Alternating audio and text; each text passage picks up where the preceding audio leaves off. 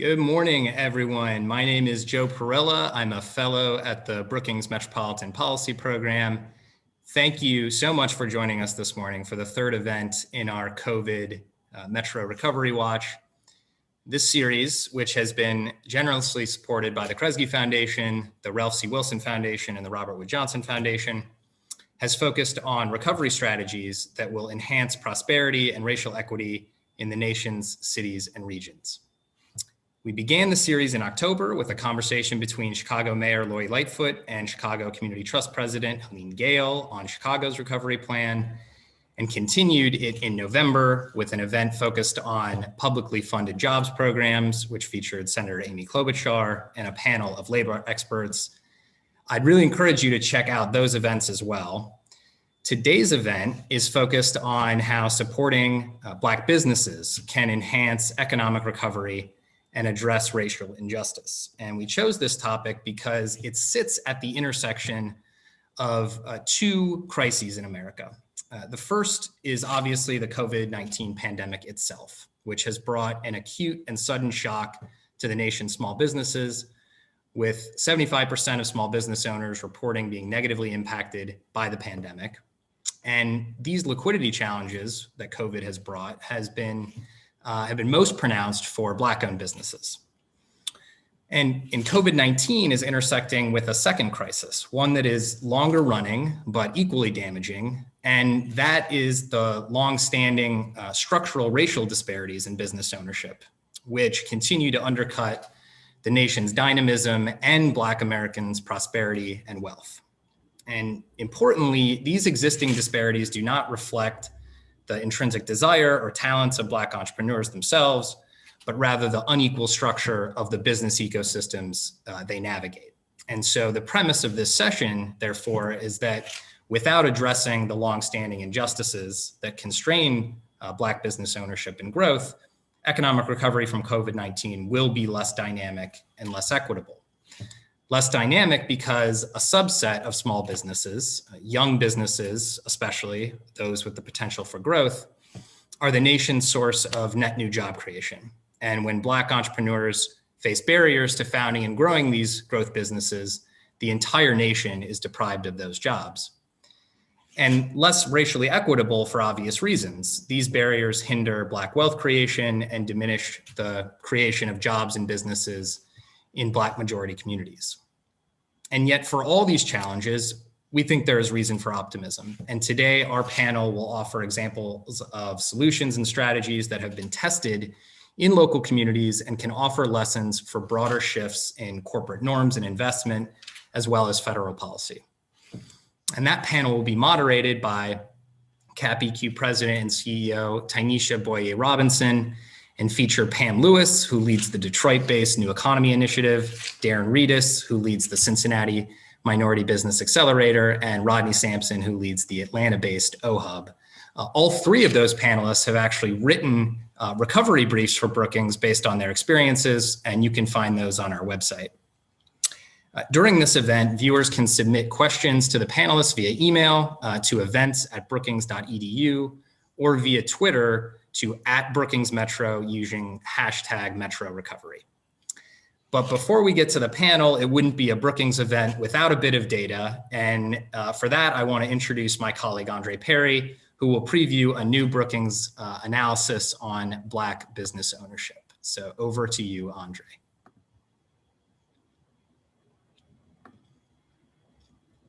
Thanks, Joe. It's my pleasure to present this new report that's going to come out next week on the Brookings platform entitled Black Business Equity, Getting to Equity in Black Business Ownership in America. For the descendants of enslaved Africans, entrepreneurship represents more than freedom and control of owning a business, and even greater than the proverbial American dream. The ability of Black people to own their own assets, hire and participate in local, regional, and global markets represent a dream deferred by systemic racism and discrimination. Consequently, an analysis of Black business ownership can offer insight into the degree to which America is the land of opportunity. Inspired by the work of the Path to 1555, led by Tynesha Boye Robinson, This research explores the state of employer businesses in the United States, focusing on Black-owned employer businesses. Using the 2017 Annual Business Survey, we analyzed data at the national and metropolitan levels, comparing Black and non-Black businesses. The purpose of this research is to provide the empirical context that will make way towards a set of business development goals. Future goals will provide a shared vision among key players that can drive capital to Black entrepreneurs to start, maintain, and grow their businesses. So let's get it. Black businesses comprise 14% of the US population, but Black businesses are only 2.2% of the nation's 5.7 million employer businesses, 2.2%. This shortage of Black businesses throttles employment and the development of Black communities. Furthermore, the underrepresentation of Black businesses is costing the US economy millions of jobs and billions in unrealized revenues. We can't predict what would happen if the drag of racism was removed from various markets, but if Black businesses posted similar numbers to non-Black businesses, the country would realize significant economic growth. We assume an expansion in the size of the economy such that no gains in Black businesses' revenue or size come at the expense of non-Black businesses. So if Black businesses were the equivalent of the Black population, there would be more than 800,000 more Black businesses.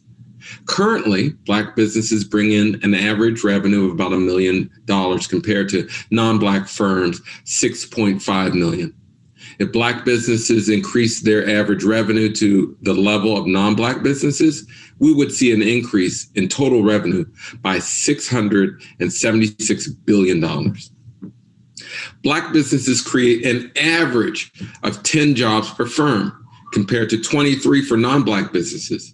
If the average employees per Black business increased to 23, approximately 1.6 million jobs would be created. Black businesses pay their employees an average of $30,000 compared to non-Black businesses at $51,000. If Black businesses paid as much as non-Black businesses, then those employees collectively would see an increase in pay by approximately $25 billion. If the number of Black businesses matched its population size and the revenue of each of those firms matched non-Black businesses' income, then the total revenue of Black businesses would increase by almost $6 billion. If the number of Black businesses match the population size and the employees per firm match non-Black businesses, then more than 19 million jobs would be created. 19 million jobs. Now, again, this is the gains America would have. Certainly, it would uplift Black communities, but we're throttling the U.S. economy. So let's look at where our firms are and what sectors they're in. Nearly a third of all Black firms in the U.S. are in healthcare and in social assistance fields. More than half of these businesses are owned by Black women. In contrast, only 11% of non-Black firms are in the healthcare and social assistance fields. We certainly need investments in industries that have a higher share of Black businesses. The proliferation of Black businesses suggests there's a supportive ecosystem relative to the kind of businesses they operate. For instance, there were about 137,000 barbershops in 2012, according to the most recent data available from the Census Bureau. Nearly half, 48%, were Black owned. That's more than the number of white-owned barbershops, as well as every other racial group. However, white-owned barbershops employ more people and generate more revenue, about $1 billion more. Receipts for white-owned barbershops in 2012 yielded $1.8 billion, while Black-owned barbershops yielded $800 million. However, we need investments in the highest revenue generating industries: utilities, wholesale trade, and manufacturing. To note, there are only 18 Black businesses in the utility sector. Let me repeat that.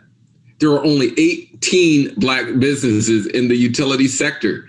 Clearly, we need investments in that area. But let's look where Black businesses are concentrated in the United States. See that small yellow dot on the map? That's St. Louis. St. Louis has the largest representation of Black businesses among the 112 metropolitan areas with data for Black businesses. St. Louis is followed by Fayetteville, North Carolina, and Albany, Georgia. St. Louis also has the highest representation of the Black population reflected in the share of Black businesses.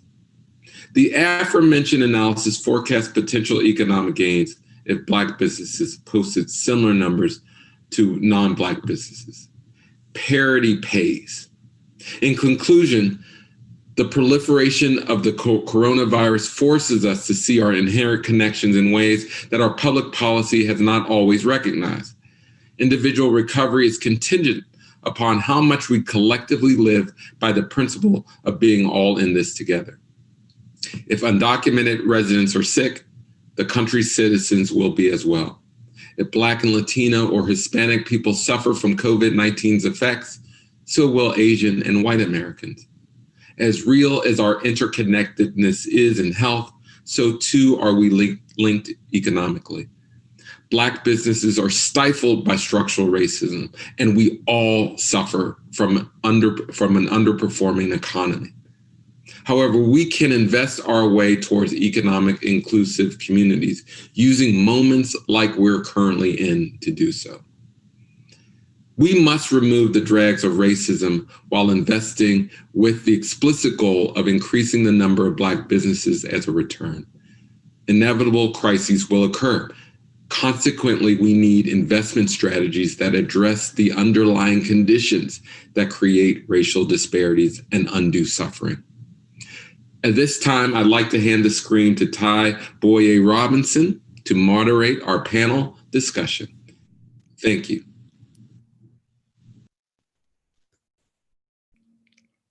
And thank you, Andre, for such a rousing intro. So I'm Ty Boyer Robinson. I'm super excited to be able to share with everybody our work from Path to 1555 and then open it up for our panel to join us. So Andre Perry had mentioned that our work has actually inspired this research. And so let me give you a little bit of backdrop on what Path to 1555 is and why it matters for this conversation. So Path to 1555 is a collaborative effort designed to grow existing Black businesses. And it was based on this stunning research in 2018, actually, that if 15% of existing Black businesses could hire at least one more employee, it would result in $55 billion to the economy and 600,000 jobs. Based on Brookings' most recent research that Andre just shared, we can actually double, triple, quadruple that number. And so we want to continue to keep our eyes on that ball because as Andre shared, parity pays. So if you think about what the Path to 1555 does in service of those goals, it's a network of networks that works together to remove systemic barriers, to aggregate and distribute capital, and actually accelerate change. And really, when you think about what that looks like in practice, it's about amplifying what's already out there. You'll hear from our panelists that there's already work happening across the country with dynamic and committed leaders. And we want to make sure people know what works, but we also want to work together to fill in those gaps that are happening nationally and systemically that every community is facing, and no one is really affecting change in a national level that can actually drive the needle more quickly. And so we do this by holding everybody accountable and having a shared set of outcomes or key performance indicators of what we've seen based on our root cause analysis and research over the last 2 years since we launched. What is it that's actually creating the enabling environment for Black businesses to thrive? One, it's really about actually growing existing businesses. And that's something that's different for this effort. What you see, not just with Black businesses, but oftentimes with businesses overall, is there's a lot of focus on startup, but as Andre shared, Black businesses are such a huge part of the economy for Black communities, but there's an underinvestment in many different ways. So we want to really build on those strengths and those assets. We also want to really invest in the interconnected systems. So often, as Andre always says, there's nothing wrong with Black people or Black businesses that racism can't solve. So often we're focused on the capacity building of the business owner themselves, as opposed to structurally addressing the policies and systems that are keeping capital from landing in communities of color and keeping resources from landing in Black businesses. And the last thing is about really reimagining the possibilities. There's such a set of biases on Black business ownership that, as you can see, we're actually over-indexed in low revenue, low growth fields due to systemic bias and racism. What would it look like for us to actually draw from and leverage the strength of our communities? I often say that a Black business owner could have started Uber or Lyft because we've had gypsy cabs for a really long time. And it's really about having the resources at play to be able to put a technology platform over that. So what are those other hidden gems and opportunities that we can look for if we really invest and double down in our businesses and our assets? So I'm going to ask my panelists to join me because I really want to get their input on how they're driving Black business growth, particularly with existing businesses. So come on and join the screen, Pamela, Rodney, and Darren. So you've heard the research from our lovely, lovely Andre Perry, who always gives us all the data and the details. And I also shared a little bit of framing on Path to 1555 and how that's what we're working on nationally. So I'd love to just hear from each of you, starting with Pamela, then Darren, then Rodney, on how you're actually helping support Black business growth and what have been some of the successes and challenges that you've seen from your perch. Thank you, Tynesha, and it's good to be here. And just really appreciated the comments from Andre. New Economy Initiative, just to set a definition of what that is, because it's not always clear, right? We were created and funded by philanthropy here in Metro Detroit with this whole effort focused on how do we make grants to catalyze and support nonprofits that are supporting businesses.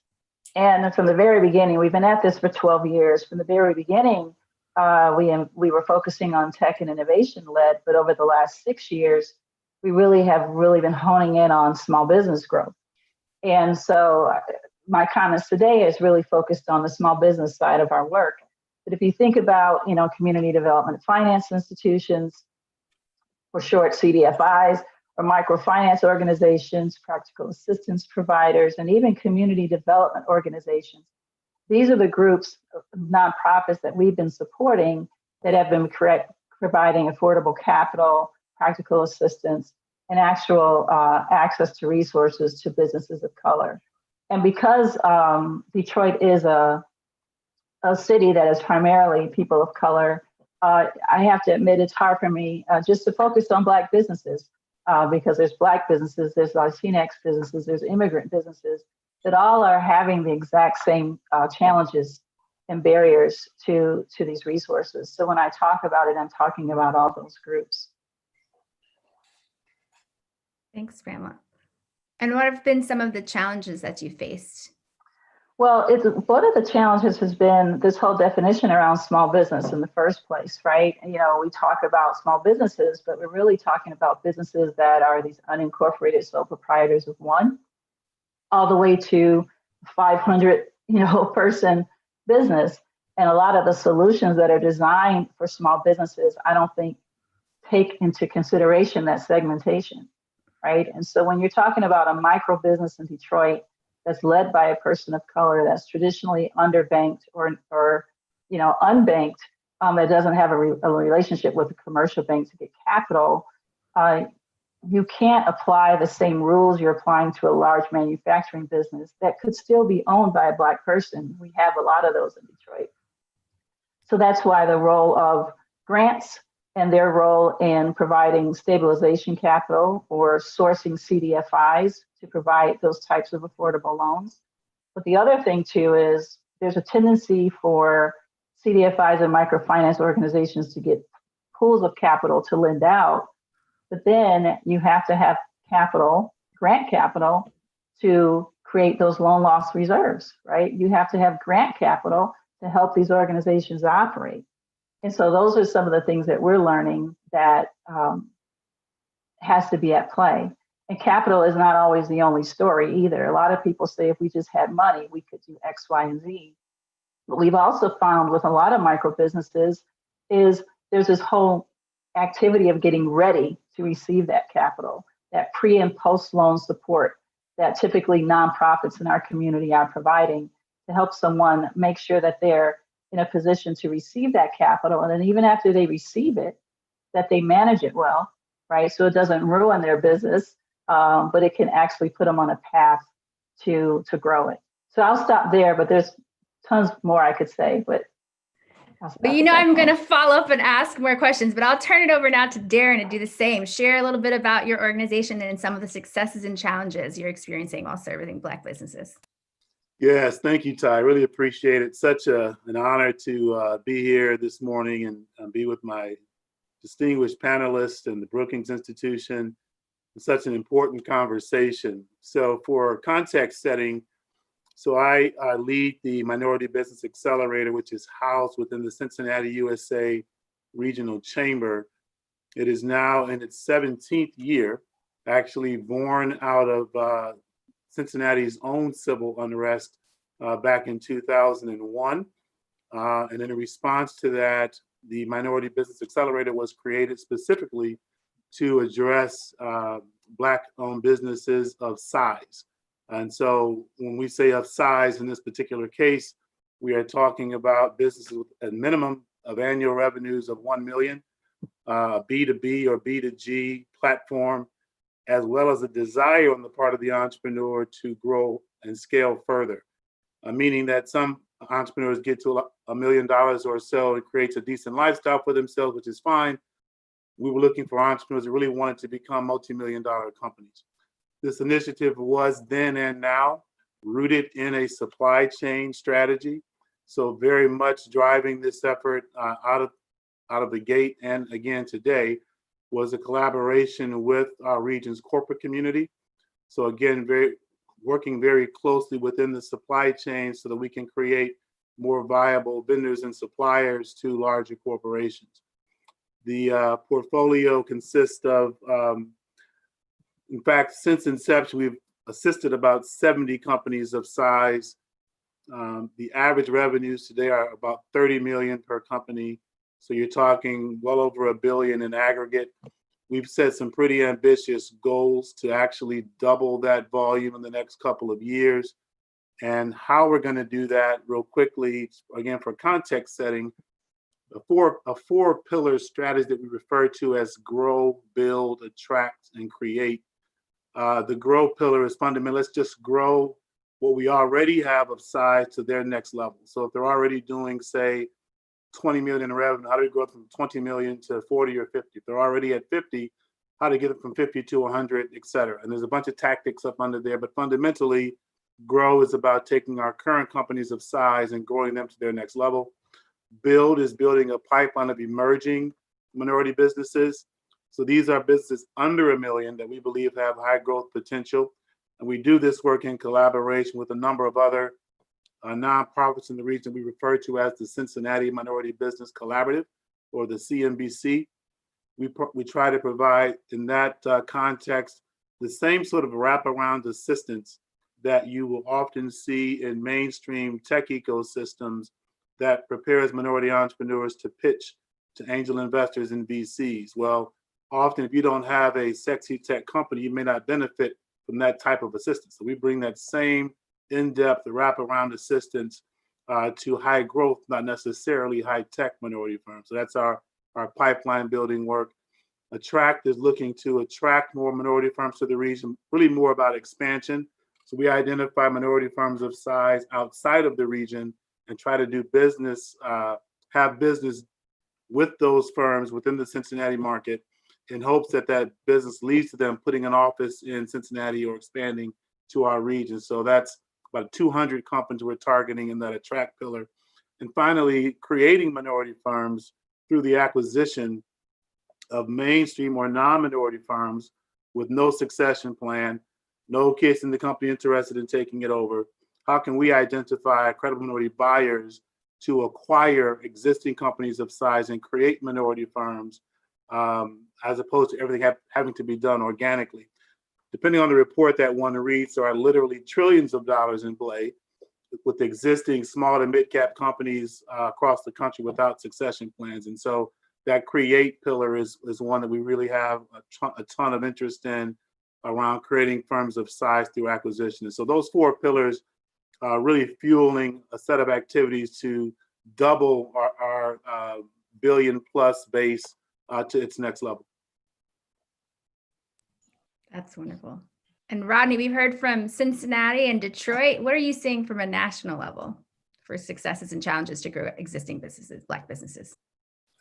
Well, first and foremost, good morning to all of you. It's definitely a pleasure to be here with each and every one of you this morning.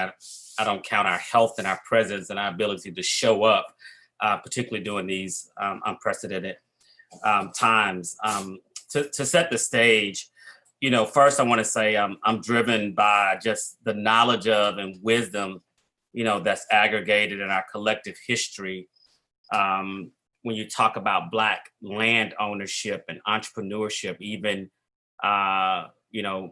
since the emancipation of the Southern slaves. I mean, that's where I drive my strength, and I think a lot of Black Americans who own businesses pull from that, history as well. I mean, whether it's, my wife's grandfather's land in Bluffton, that was stolen, or my great grandfather's land where they owned a quarry outside of the University of Georgia and couldn't get the equipment. White people wouldn't sell them the equipment, and so they had to do a 100-year lease. So I think one of the things we don't want to forget is that the unfair advantage that Black Americans who have started businesses have developed, our unfair advantage is our grit, is to keep going despite the racism, the elephant in the room, that I'm thankful that this year we're able to not have to skirt around it anymore, that we can just call it, what it is. So I wanted to set that context.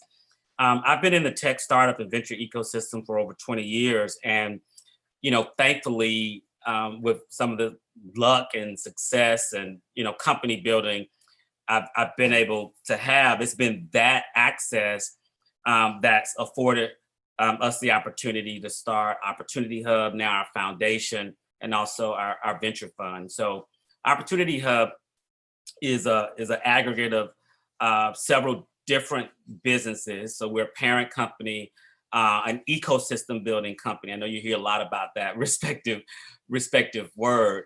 And ultimately, we have 4 different businesses today. We've been building this company for 7 years as a social enterprise. And what we're addressing is how can racial equity be created in what we now call the future of work, or the 4th industrial revolution, particularly because 60% of net new jobs are coming from edge technology startups there. So we have, a school, for lack of better words. We've helped over 350 people, adult learners, reskill as software developers, now cybersecurity, now technical sales, now blockchain. We have a talent agency. My mentor is Janice Bryant Howroyd, founder of Act One Group, first Black woman to build $1 billion company. I call her my mentor. She calls me her mentor. We have a business that runs startup programs similar to like the Rise of the Rest, the $2 million pitch competition that we just saw as well.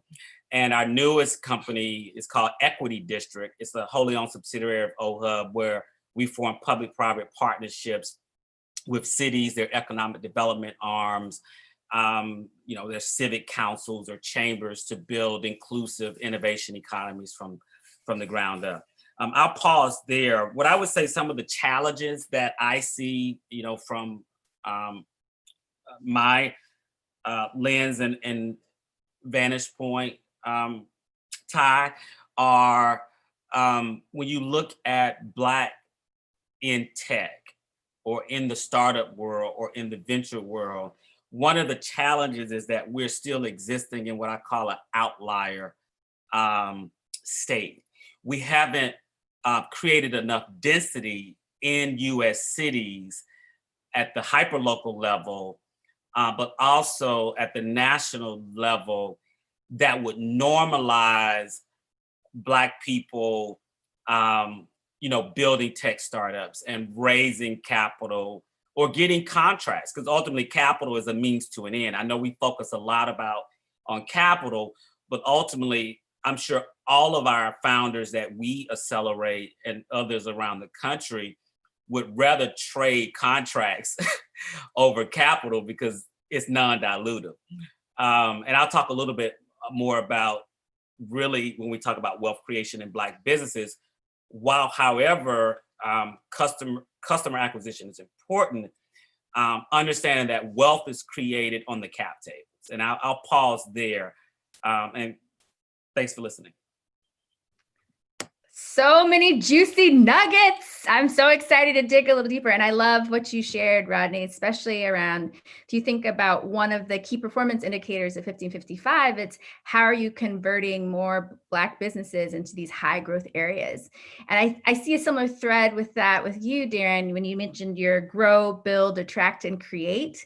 Creating Black businesses, thinking about the data that Andre shared on the underrepresentation in these high revenue areas. So I think that's an amazing strategy. I'd love to actually dig a little deeper with you. You'd mentioned corporate has been a huge partner of yours. I would love to hear kind of how corporate and procurement is helping really fuel some of this growth. Yes, thank you, Ty. Yeah, it's super important. For some additional context, when this initiative was created again, launching back in 2003, was really the business community that really came together, led by our corporate CEOs. And it was not accidental that this initiative was housed in the Cincinnati Chamber as the mainstream for the chamber where all the corporations and such reside, if you will. So that access to that board meeting every month after month, to have the access to and strategy around making this work successful, that intentionality matters. And so very much a commitment to working with the CPOs of our corporate partners. There is regular and ongoing sort of supply chain analysis, spend analysis, really understanding where the money is being spent throughout the corporations, looking throughout the supply chain, where are there opportunities for growth, certain sectors, of course, where we see little, if any, minority business participation. And in fact, that same spend analysis will then inform gaps. And so those gaps further then inform things like our create strategy. So if we do not have minority firms in various sectors that are specific to certain supply chains, how might we look to acquire some of those types of companies because of the reality of so many existing $2 to $50 million companies in this country without succession plans? And so that spend analysis very much informs sort of the broader base of the strategy. So that intentionality, ongoing work with our corporate partners, the commitment from the top of the house of our corporate leaders to drive it is super important, and it has to be ongoing. Of course, there's a lot of natural turnover in corporations, and so this has to be something that is sustained year after year. And so again, being able to house this work in the Chamber of Commerce. So again, I can't stress enough, most minority serving organizations, theoretically speaking, if you are on the outside trying to knock their way into mainstream business.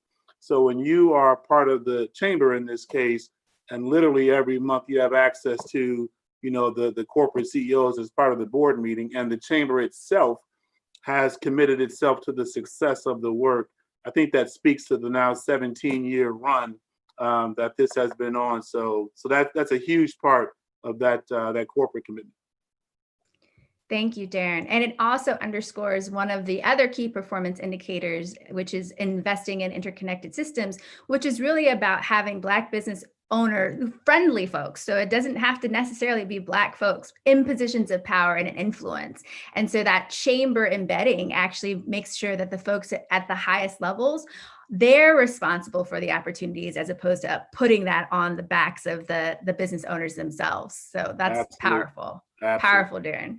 Absolutely. So let's take one of Darren's businesses and assume it's in Detroit, Pamela. So they have this great contract, they're ready to go, and there are all sorts of barriers for them to actually be able to really even fulfill those contracts. So you had mentioned earlier that there's a role for philanthropy to play and has played in Detroit to kind of provide catalytic capital. Could you share a little bit more about what that looks like in your work? I was on mute. How many times do you say that in a Zoom call?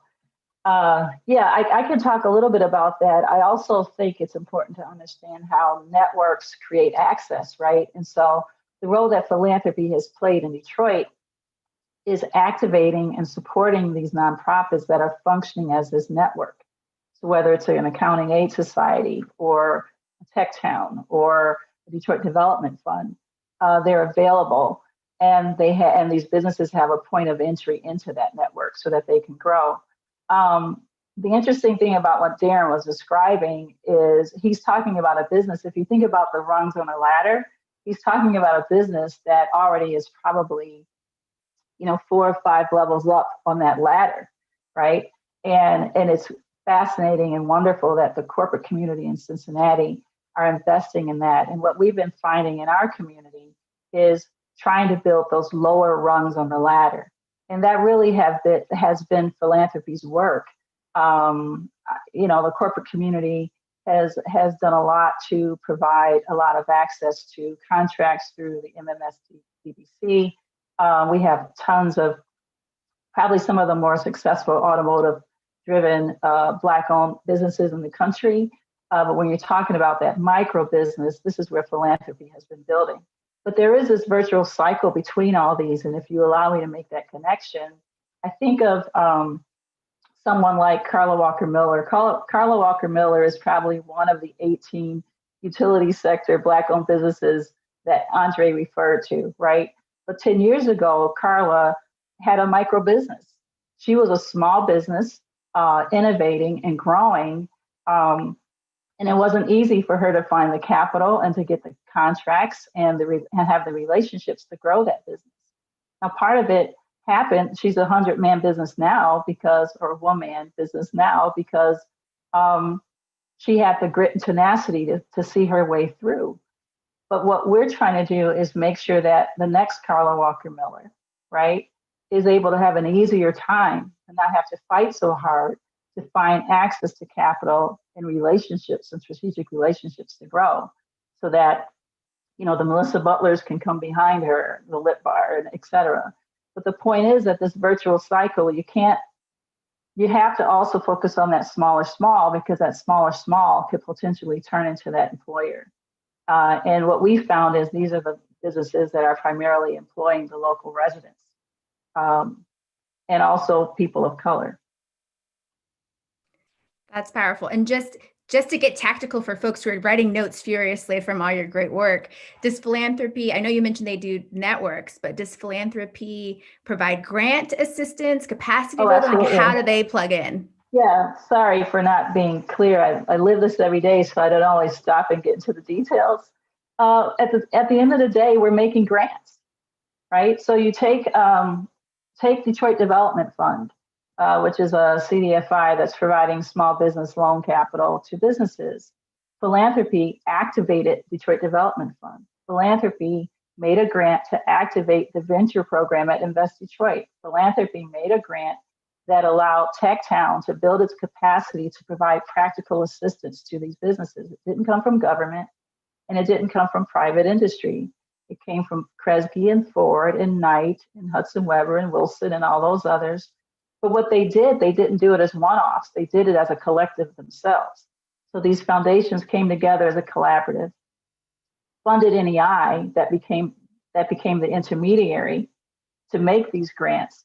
And not only making grants, but also building a community so that these organizations don't operate in silos, but they see themselves as part of a broader network. So they know each other, they understand what each other are doing, and they can refer and help a business navigate. Because if I'm at a county aid society or Build Institute, and a company has come to me for help, and now they need capital, April Boyle and Regina Campbell at that organization can refer them to Michigan Women's Board that has a microfinance capital for that business to get money from. So it works like that.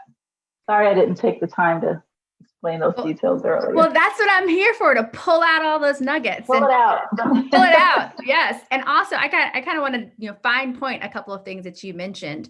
Part of the reason why investing in Black businesses are so powerful, if you think about closing racial wealth gaps, you can't say that you're committed to that if you're not invested in Black businesses, because Black businesses owners are actually 12 times wealthier than their non-business owner peers.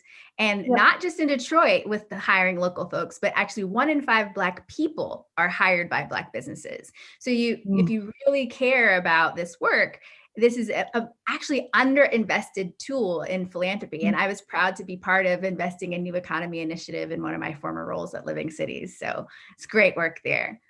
So they've laid a lot of great groundwork for you, Rodney. And I know you have a big brain. You have all sorts of investments yourself, but you kind of step back and you say, what would be the policy implications of that? So if President-elect Biden tapped you on the shoulder today and said, Rodney, tell me, what are the policy changes I need to have more Cincinnatis in Detroit? So what would you say? That's a big question. What's interesting, when President-elect Biden and Vice President-elect Harris were then candidates, I worked with the presidents of the Divine Nine, the National Panhellenic Council, specifically with the Grand Basileus of Omega Psi Phi Fraternity Incorporated, which I am a 27 plus year member of.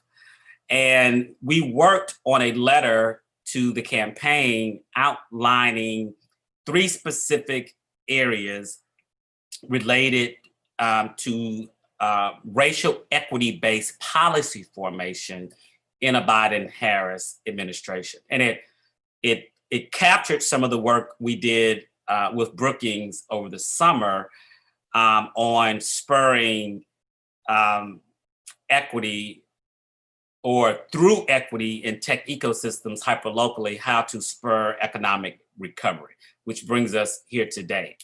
And if I think about over presidential administrations, I remember, some of you remember empowerment zones, right? Some of you remember points of light. It seems like every president had a hashtag. They didn't have hashtags then, but we'd hashtag them now. This last administration took credit for opportunity zones, but we know that was initially ideated in the Obama administration. I don't think it was executed with the intent. When I talked to like a Steve Glickman and those who helped, Sean Parker, who helped to bring that to fruition.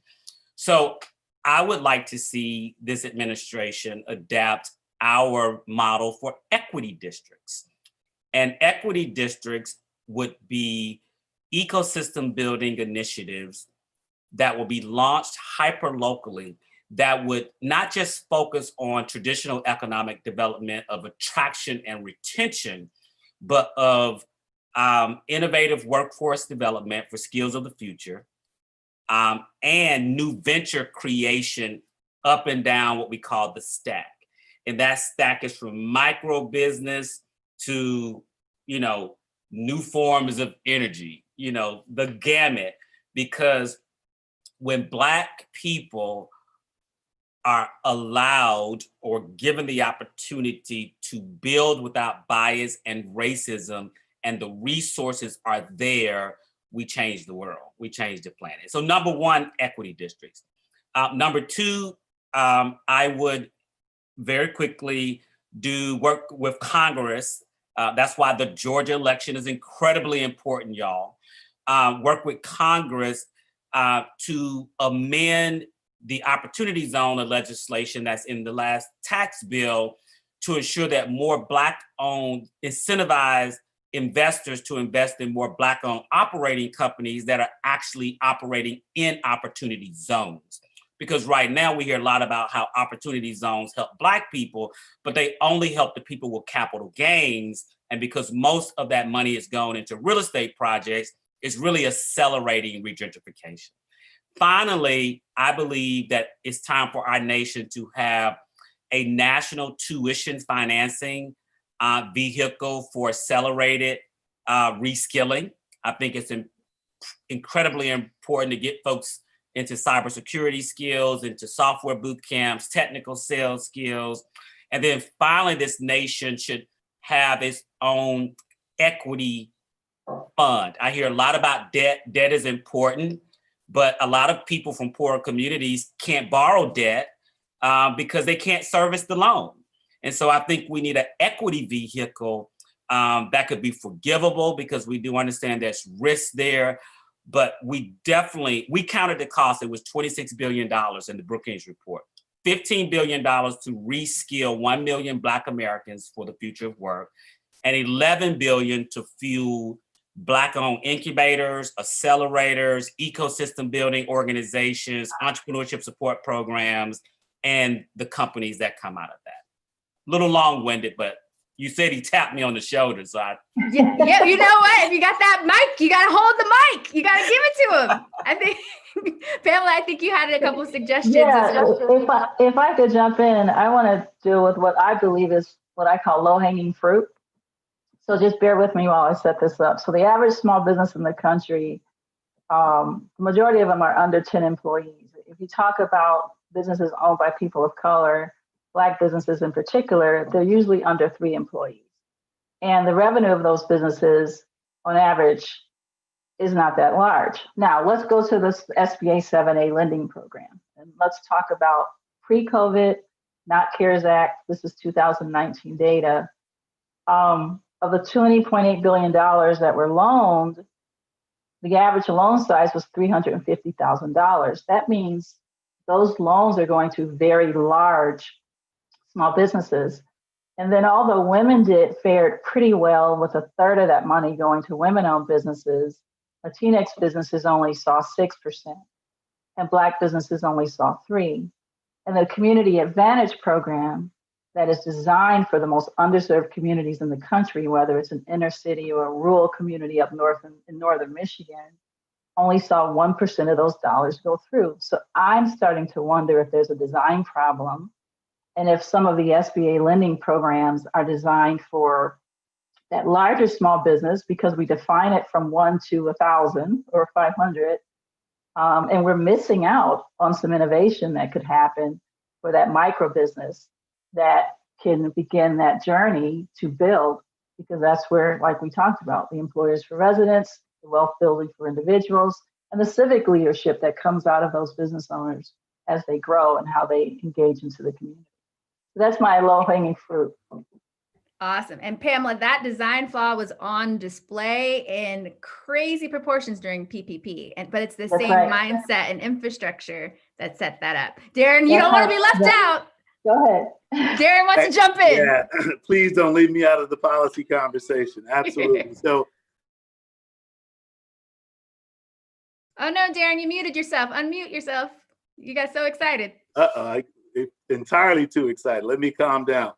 I definitely want to build on the comments on the policy piece in a couple of particular areas real quickly.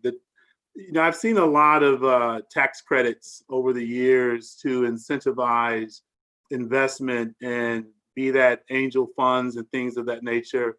And so as we learn some lessons there, how might we look at tax credits for investors, either directly in minority businesses or in minority-focused funds? So building on that tax credit approach to provide additional incentive for capital. And picking up on the piece that Rodney mentioned about reskilling, if you think about, we talk a lot about high growth and venture-backed and industries of tomorrow, et cetera, but you start unpacking that. Advanced materials, advanced energy, power and propulsion, robotics, AI, healthcare, all these emerging industries. And you look at, in so many cases, just the workforce alone of so many of these tech and high growth industries, the workforces are in and of themselves uninclusive.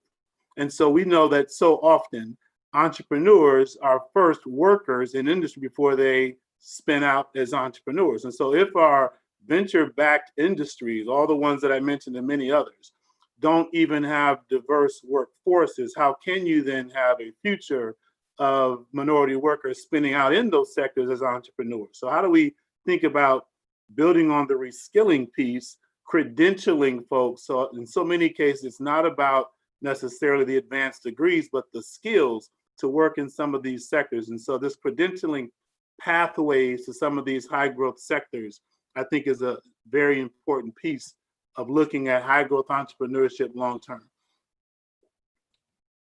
That is awesome. There's so much meat there, but I am going to open it up now to questions. So we have a few questions from the audience that we received ahead of time. And if folks have other questions you want to put in the chat, we'll go from there. So I am going to move to a question we have about what state government programs have been successful at spurring additional capital availability for CDFIs or banks or credit unions to start businesses? I'm going to actually start with you, Pamela, because you mentioned CDFIs in some of your earlier conversation. Yeah, state and municipal capital have supported CDFIs. I mean, whether it's through, well, just for example, very recent example, if you look at what happened with the COVID pandemic and how the state moved tons of grant capital, actually through our local EDO, to support thousands of small businesses across the state.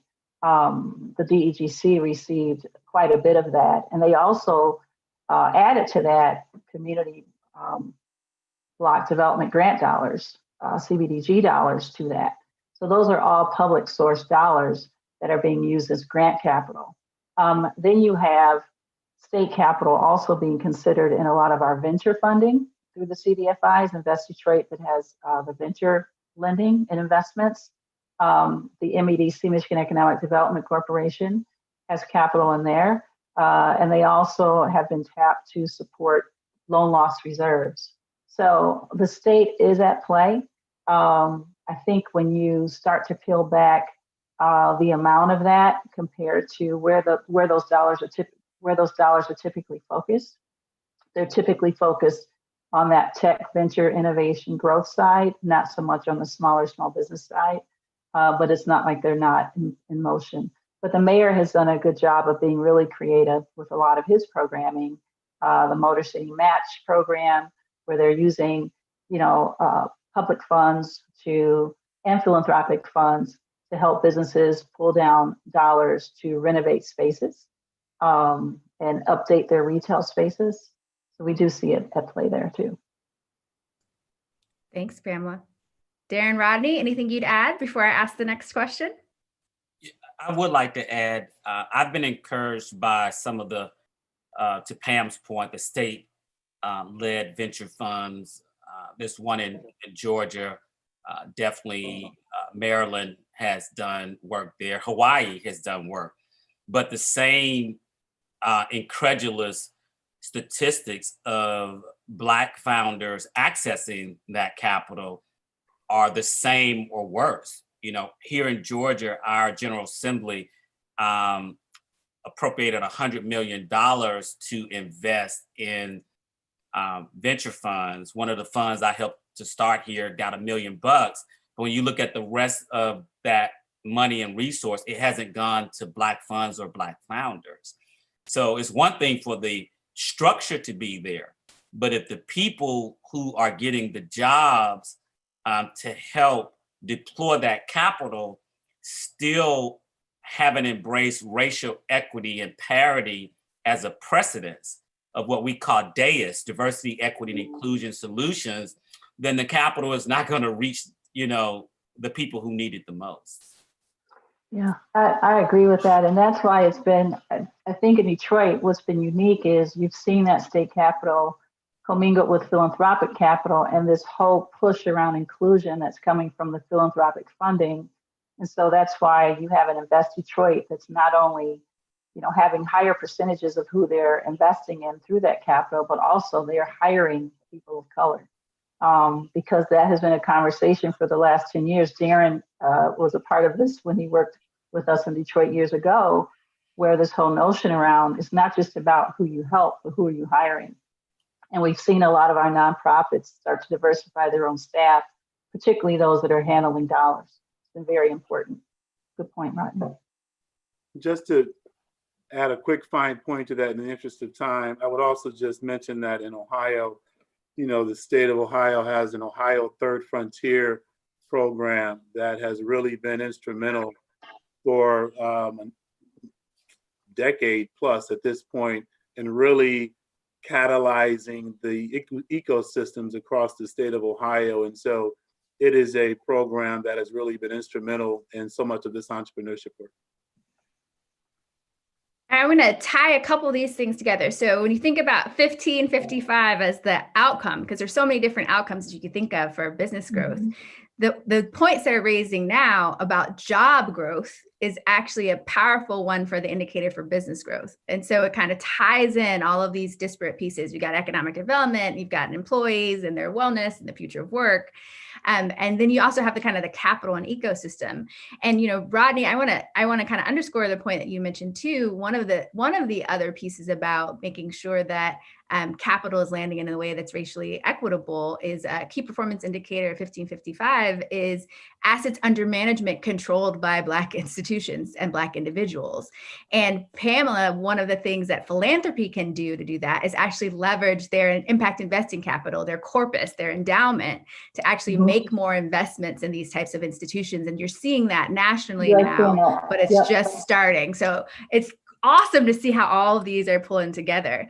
Oh my gosh, we have so many questions and not much more time. Let me see. I think I'll end it with actually, Darren, you answering this question.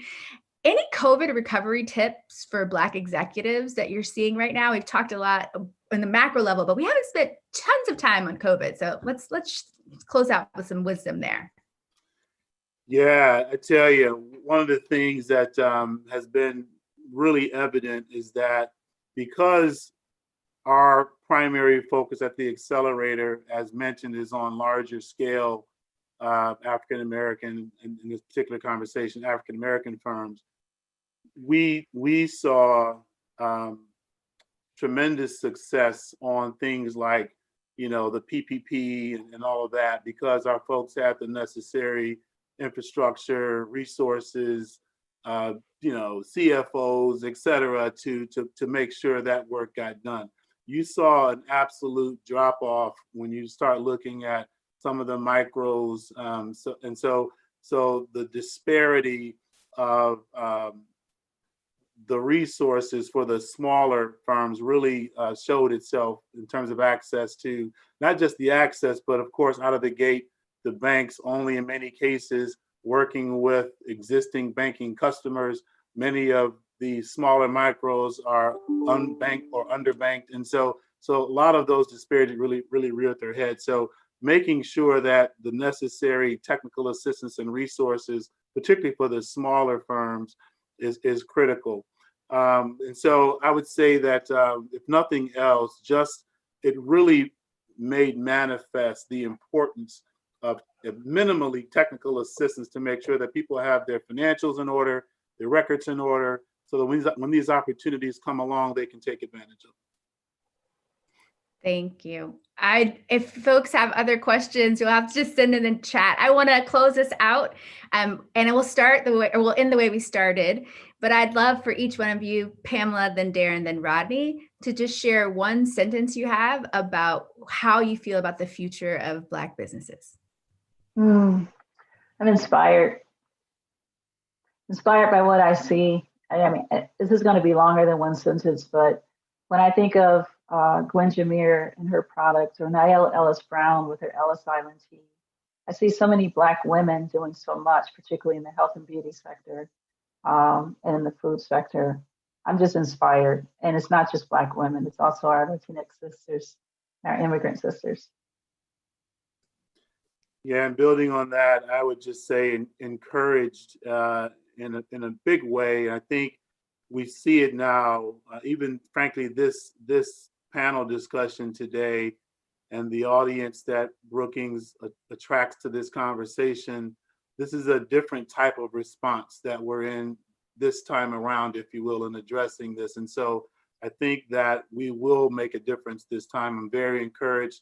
I think that the focus on this balance between, as Pamela mentioned, the micros, but also making sure that we have a greater complementary effort on larger scale and high potential, to the point about the employer firms or the lack of employer firms that Andre mentioned. We've got to do a better job of scaling up more larger scale minority firms. So that intentionality is huge. I'll end with a statement that's driven me for over 20 years. A mind without barriers creates ideas without limitations. And I want to speak to us, per se, our community. I believe we have to have a twofold approach. Salute to my friend Damon John Fubu. We got to focus on for us, by us, because we all we got. And at the same time, we have to push for racial equity inside of an incredibly resourced government, educational system, philanthropic system, capital system, etc. So I'm tired, but I'm inspired. Let's make history. Amen. So much thanks in the virtual shout out world to Pamela, to Darren, to Rodney. As a Black woman business owner myself, I am so inspired by your insights and so inspired to work and partner with you. Thank you, Brookings. Thank you, everyone who attended, and enjoy the rest of your day. Thanks for watching. Be sure to like and subscribe for more videos from Brookings.